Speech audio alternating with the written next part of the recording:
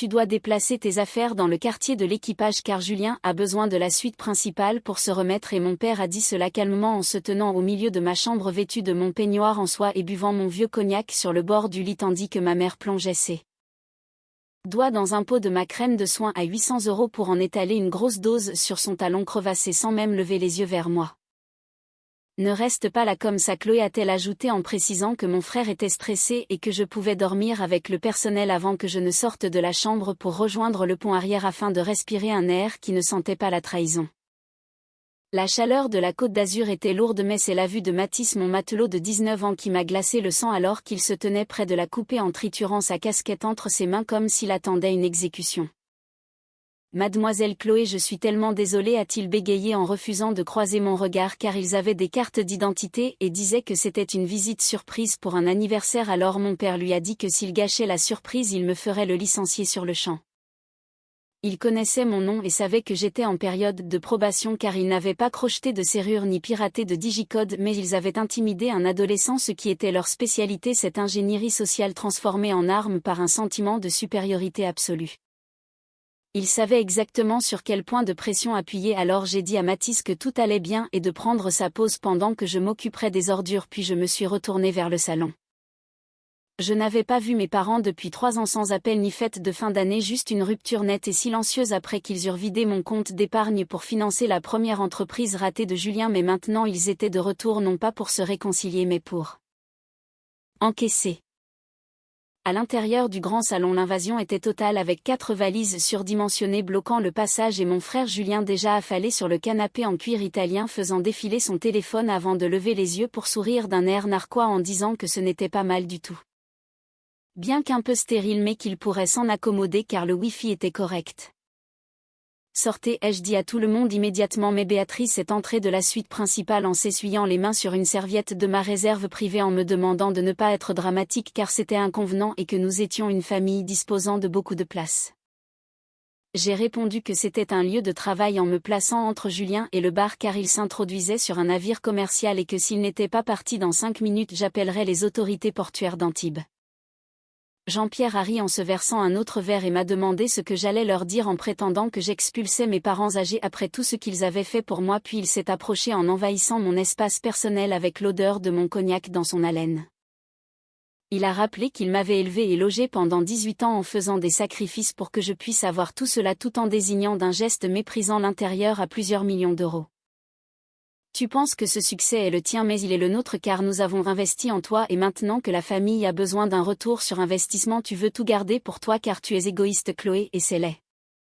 C'était là la logique tordue du narcissique car dans leur esprit mon succès était un actif communautaire et un dividende qui leur était dû pour avoir fait le strict minimum parental alors que mon travail acharné et mes nuits sans sommeil pour bâtir cette société à partir d'un simple remorqueur de récupération n'était que du capital familial arrivant à maturité.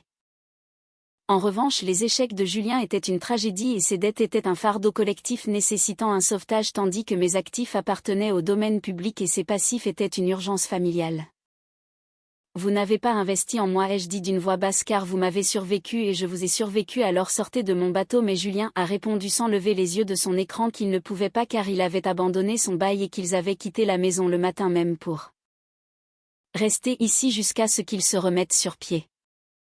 Ma mère a ajouté sèchement qu'ils aidaient mon frère parce qu'il était dans de vrais ennuis et puisque j'étais la seule assise sur un tas d'or dont je n'avais pas besoin j'allais l'aider aussi pour un montant de 148 000 €.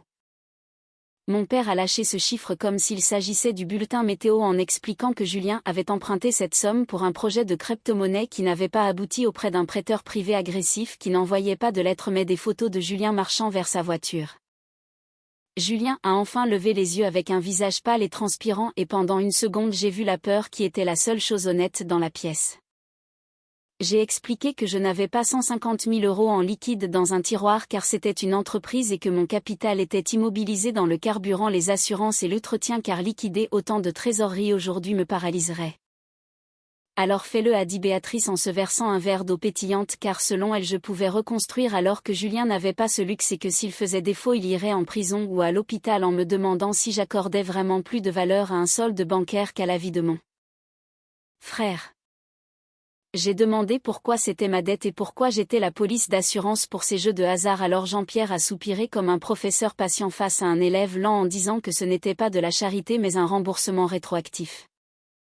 Il a calculé que j'avais vécu avec eux pendant un mois après mes études pendant que je cherchais du travail et qu'ils m'avaient nourri, logé et soutenu quand je n'étais rien, alors ils avaient fait les comptes avec les intérêts, l'inflation et le coût d'opportunité de m'avoir soutenu au lieu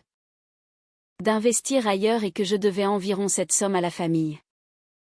L'air a quitté la pièce car ils avaient monétisé mon existence et chaque repas, chaque nuit sous leur toit avait été consigné dans un grand livre mental accumulant des intérêts en attendant le moment où j'aurais assez de liquidités pour être récolté. J'ai dit que je devais vérifier les comptes en saisissant ma tablette et que je ne pouvais pas le faire ici, alors je suis sorti avant qu'ils ne puissent argumenter pour monter vers la passerelle de commandement où j'ai verrouillé la lourde porte étanche derrière moi. Ce n'était pas nouveau mais une répétition d'il y a 7 ans quand ma grand-mère m'avait laissé 10 000 € qui étaient mon capital de départ et mon fonds d'évasion, mais le lendemain des funérailles la banque m'avait annoncé que le compte était vide. Le caissier m'avait montré le bordereau de retrait où la signature était la mienne, mais la boucle de la lettre C était tremblante, exactement comme mon père écrivait quand il était nerveux, car ils avaient falsifié mon nom pour financer la première application de Julien. Quand je les avais confrontés, ils n'avaient pas nié mais m'avaient traité d'égoïste en disant que Julien avait une vision alors que je n'avais qu'un passe-temps. J'ai reconstruit à partir de zéro en récurant des ponts jusqu'à ce que mes mains saignent, en économisant chaque pourboire et en mangeant des pâtes au beurre pendant que Julien publiait des photos de soirées au champagne à Monaco avec l'argent de mon héritage volé. Ils ne s'étaient pas contentés de me négliger mais ils m'avaient cannibalisé en dévorant mon début et maintenant ils étaient là pour dévorer ma fin. J'ai regardé l'horizon de la Riviera avec les yachts de luxe reflétant l'eau et ils pensaient que je vérifiais les soldes pour les sauver sans réaliser que la jeune fille qu'ils avaient volée il y a 7 ans n'existait plus. Elle était morte le jour où elle avait vu ce compte bancaire vide et la femme qui se tenait sur cette passerelle n'était pas une fille mais une directrice générale qui savait exactement comment gérer les OPA hostiles. Je n'allais pas les payer mais je n'allais pas non plus les combattre car le combat leur donnait un levier et les faisait se sentir mes égaux, alors je devais agir comme une investisseuse. J'ai déverrouillé la porte et je suis redescendue en leur disant que je devais aller à la banque car liquider un tel capital déclencherait des alertes de fraude si je le faisais depuis mon téléphone. Jean-Pierre a semblé méfiant en faisant tourner les glaçons dans son verre en me demandant si je n'allais pas voir la police car cela finirait mal pour Julien, mais j'ai pris mes clés en répondant que j'allais sauver son fils comme toujours. Je suis descendue du bateau sans regarder derrière moi mais je ne suis pas allée à la banque car j'ai conduit jusqu'à un bar à cigares qui sentait le cèdre et la vieille fortune où ma tante Solange m'attendait. Elle était la sœur de ma mère mais une espèce différente car c'était une avocate d'affaires à la retraite qui avait divorcé 3 fois en gardant toutes les maisons. Elle a examiné la lettre de demande de paiement que Julien avait jetée sur la table et a ri d'un aboiement sec en voyant le nom de la société Apex Global Holdings, car ce n'était pas un usurier dangereux mais Bertrand, un prêteur prédateur opérant depuis une zone commerciale près de Cannes qui effrayait les enfants de riches pour qu'ils paient des intérêts doubles. Elle a sorti son téléphone en expliquant que Bertrand lui devait une faveur depuis une fusion de 1998 et que si elle l'appelait maintenant pour lui offrir 60% de la somme en espèces, il lui vendrait la créance juste pour s'en débarrasser car il savait que Julien était un risque de défaut.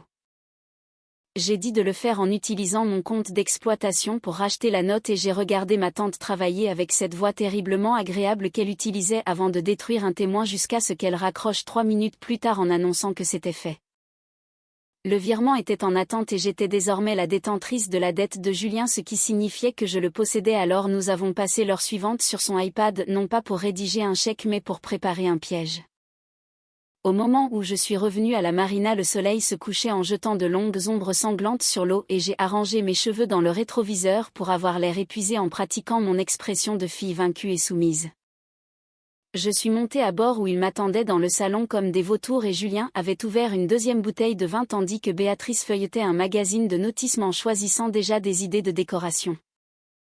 Jean-Pierre a demandé si c'était fait et j'ai répondu que je pouvais le faire en laissant mes épaules s'affaisser mais qu'il y avait un problème avec le fisc car sortir 150 000 € d'un compte de société sans justificatif serait considéré comme un détournement de fonds.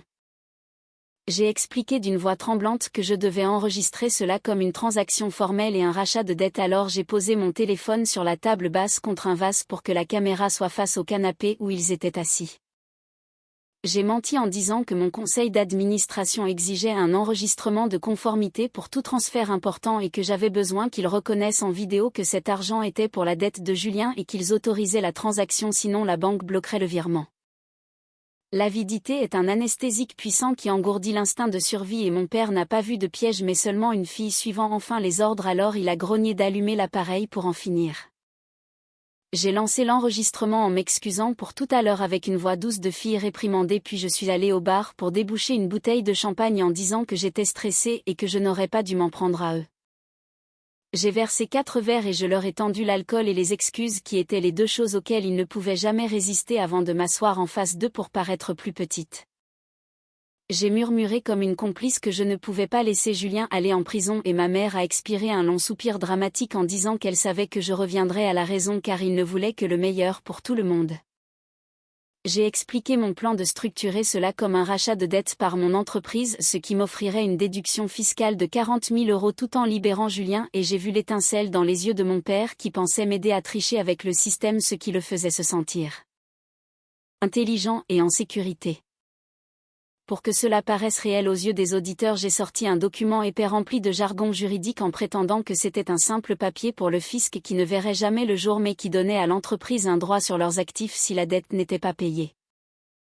Jean-Pierre a pris le stylo en demandant si une fois signée la dette disparaîtrait et j'ai confirmé que je virerais les fonds immédiatement mais qu'avant cela il devait déclarer clairement pour la vidéo que cette dette appartenait à Julien et qu'il n'avait aucun actif liquide pour la payer. Eux-mêmes.